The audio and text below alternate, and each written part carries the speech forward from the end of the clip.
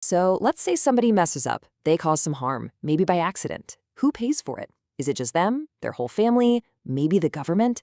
This is a huge question that every legal system has to figure out. And today, we're going to look at one specific answer to that question, an answer that started in ancient custom and got completely transformed by massive social and political change. All right, let's jump right in with our key term for today, the ḥanafī. The best way to think about it is like a collective insurance policy. If one guy in the group accidentally hurts or even kills someone, the entire group pitches in to pay the compensation. It's all about shared financial responsibility. And that compensation, that's the diya, or blood money. This idea goes way back, even before Islam, and it was brought into Islamic law because it served a really important purpose. It was meant to stop endless cycles of revenge killings and help get society back in balance after something terrible happened. So we're back to that big question. The ḥanafī system has a very clear answer. The group pays. But here's the thing, and this is what's so fascinating. The definition of the group didn't stay the same. Not at all. It changed dramatically over the centuries, and it tells us an incredible story about how societies organize themselves. Okay, so here's our plan for today. We're going to start with how it was all about blood ties. Then we'll see how a government payroll system shook things up. We'll watch as family members become colleagues, legally speaking. We'll uncover the brilliant legal idea that made it all possible. And finally, we'll follow this concept to a place you'd never expect. All right, first up, let's rewind. Where did this all start? Well, in the beginning, it was super simple. It was all about family.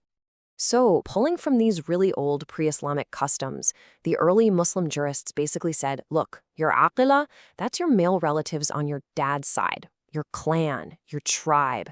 These are the people who are legally and financially on the hook for you. Your identity, your safety net, it was all defined by your bloodline. Simple as that. But then, the early Islamic empire starts to just explode in size. And with that growth, things get complicated. And, kind of weirdly, it's a piece of new administrative tech, basically a fancy payroll system that's going to change everything. It's called the Diwan. The second Caliph Omar set it up. And really, it's just a giant list, a register of all the soldiers and their families who were getting a regular paycheck from the government for their service. It was a practical way to organize the massive new armies and hand out the money from the conquests.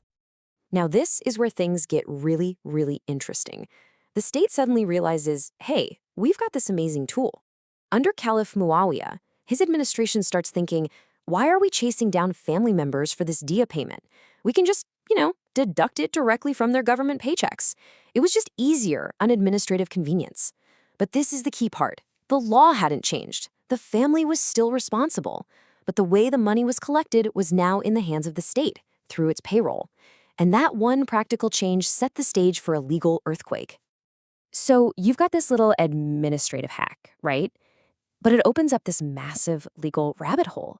Jurists start looking at this and going, wait a minute, if the state is handling the payments through this Diwan system, then who really is the ḥāqila anymore? And wow, this slide just lays it out perfectly. You had the old way, which almost everyone followed, where it's all about kinship, your blood relatives. But then you have this new way, pioneered by the Ḥanafī school of law, and they make this just this revolutionary leap. They say, nope. It's not about blood anymore. It's about the payroll. It's about the Diwan. Your ḥāqila is now the group of soldiers you serve with, your colleagues. And if you want to see just how wild the shift was, get this quote from the jurist al-Shaybani. He's talking about two full brothers. I mean, you can't get closer than that, right? But one is on the Kufa payroll and the other is on the Basra payroll. And under this new rule, they owe each other nothing. Zero. Their legal responsibility is now to a bunch of strangers they serve with in the army. Just think about what that means. The little box the government put you in for administrative reasons, your army unit, that now matters more in the eyes of the law than your own family. Your job title, your professional identity, literally trumps your bloodline. Okay, but how on earth do you justify that? You can't just throw out centuries of tradition like that. You need a rock-solid legal reason, a deeper principle to make it all make sense. Right? They had this puzzle. How do you show that this radical new idea isn't just being pulled out of thin air? How do you prove it's actually just a logical extension of the old one? You have to find that connecting thread. And they found it. This was the aha moment. The concept is called tanashur, and it basically means mutual support. It's this brilliant idea that says, hey, the group that has to pay the compensation, it should be the group that actually has your back in the real world. The people who show up to help you, to defend you, that's your group. And this just lays out their argument so cleanly. Step 1. They establish the principle. Liability follows tanashur, real-world support. Okay, that makes sense. Step 2. They point out the social shift. Back in the day, that support came from your tribe. But now, in these new cities, who are you fighting alongside every day? It's the guys in your military unit. And so, step 3, the conclusion.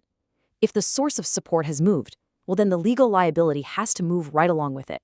See, it's not a new rule. It's just applying the old principle to a new world. But wait, it doesn't stop there. Once you let this idea of tanasur out of the box, it takes on a life of its own. This one flexible principle meant the ḥanafī could keep changing in some pretty amazing ways. So this legal idea starts to travel. It moves into places like medieval Persia and Central Asia, and the society there is totally different. It's not all about big armies and garrisons. Life revolves around cities, around trades and crafts. So the local jurists had to ask that same question all over again. Okay, for us, here, today, who really provides mutual support? And the answers they came up with are they're incredible. They decided that in their world, your real support network was your professional guild.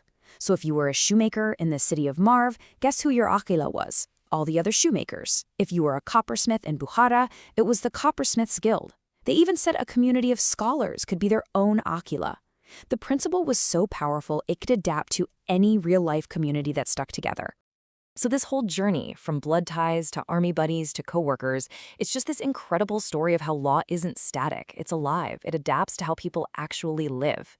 It paints this picture of a world where responsibility wasn't just on you, but was this living, breathing contract with the people who truly had your back. And it really makes you think, doesn't it? What does it mean for a society when the bonds you forge at work can become just as strong, just as legally binding as the bonds of blood?